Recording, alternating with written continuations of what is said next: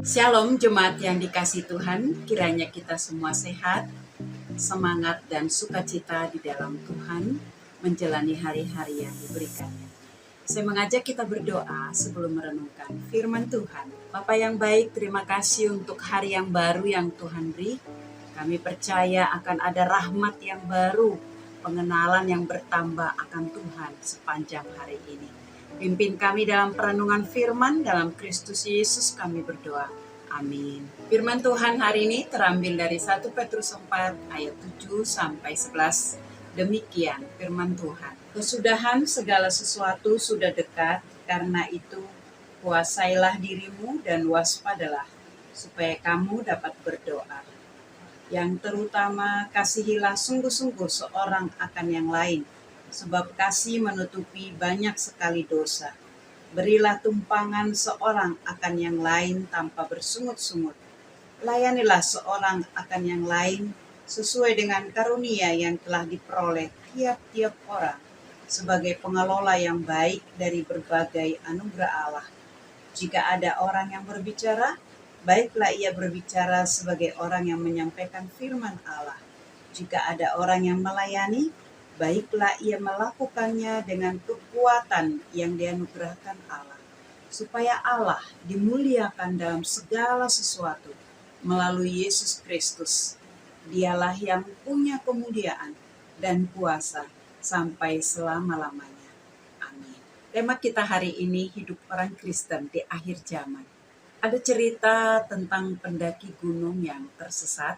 Ketika akhirnya ditemukan temannya, mereka bertanya, "Kenapa engkau tersesat? Padahal ada kompas." Pendaki itu menjawab, "Aku punya, tapi aku tidak memakainya." Bukankah sering kali kita sebagai orang yang udah percaya kepada Kristus, punya firman Tuhan, tahu firman Tuhan, rajin aktivitas, tapi maaf, kita lupa bagaimana Tuhan mau kita menjalani kehidupan. Karena itulah Petrus berkata, kesudahan segala sesuatu sudah dekat. Artinya hidup kita ini tidak selamanya. Waktu kita terbatas. Karena itu hari ini kita belajar lewat perikop ini.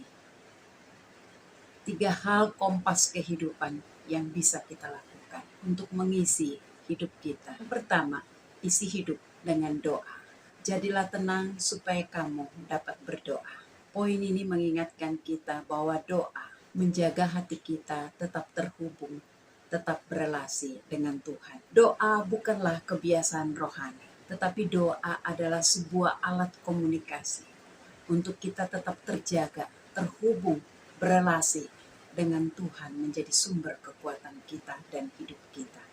Bapak Ibu yang dikasihi Tuhan, di tengah kesibukan hidup, di tengah kehidupan yang terkadang melelahkan, di dalam doa Tuhan memberi kekuatan di saat lemah, ketenangan saat pikiran penuh, hikmat saat bingung mengambil keputusan, dan semangat menjalani hari-hari di tengah pergumulan.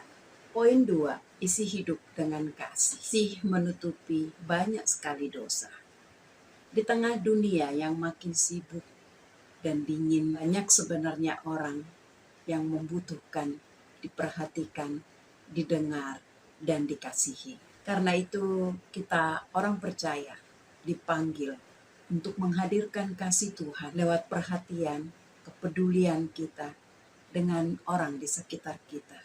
Karena tindakan yang sederhana dengan sesama, orang lain boleh merasakan kehadiran Tuhan lewat kehidupan kita. Yang ketiga, isi hidup dengan melayani. Layanilah seorang akan yang lain sesuai dengan karunia yang telah diperoleh. Melayani bukan hanya tentang berdiri di mimbar atau aktif di gereja, tetapi melayani adalah saat hidup kita, kehadiran kita menjadi berkat dalam keseharian kita. Menyapa lewat senyum, lewat membantu, lewat mendengarkan, atau melakukan kebaikan kecil bagi orang lain. Karena orang yang sungguh mengalami kasih Tuhan, dia tidak akan diam, tapi dia akan membagikan kasih Tuhan itu dirasakan oleh orang lain. Layani adalah cara kita berkata, biarlah hidupku dipakai untuk orang lain, memuliakan Tuhan. Bapak Ibu, di dalam keseharian kita, Tuhan rindu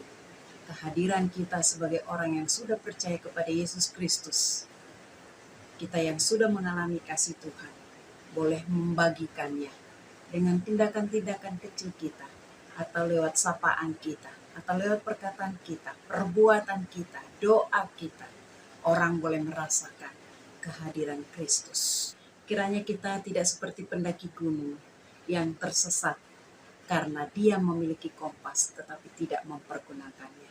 Kita sudah memiliki firman Tuhan yang menjadi penuntun, yang menjadi penolong, yang menjadi penghibur. Kiranya itu menguatkan kita di dalam keseharian kita menghadirkan Kristus. Karena hidup ini terbatas, tetapi kita mau pakai kesempatan ini untuk memuliakan Tuhan, menghadirkan shalom dimanapun kita berada. Mari kita berdoa. Ya Tuhan, hari ini Engkau mengingatkan kami supaya kasih yang sudah kami terima dari Tuhan boleh kami bagikan. Untuk kami terus menjaga kesehatan kerohanian kami, mental kami di tengah kesibukan hiruk-pikuk dunia dan pergumulan. Doa menjadi kekuatan untuk kami boleh berelasi dengan Tuhan. Untuk kami dimampukan takluk kepada apa yang menjadi rencana Tuhan. Dan tolonglah kami Tuhan sepanjang hari ini dengan segala keberadaan kami. Ketika kami melakukan, ketika kami berkata, kami boleh mempermuliakan Tuhan. Di dalam nama Tuhan Yesus Kristus kami.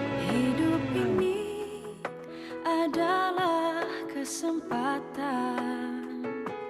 Hidup ini untuk melayani Tuhan. Jangan sia-siakan waktu yang Tuhan beri. Hidup ini harus jadi berkat.